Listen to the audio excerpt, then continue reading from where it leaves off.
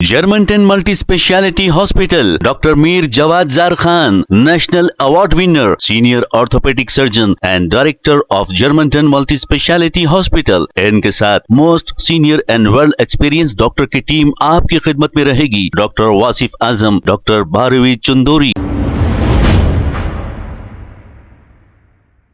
अस्सलाम वालेकुम नाजरीन, 7H न्यूज सच को रखे आपके आगे।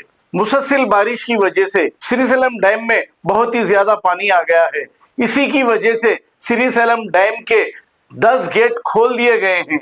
आइए देखते हैं इसी का ये मंजर।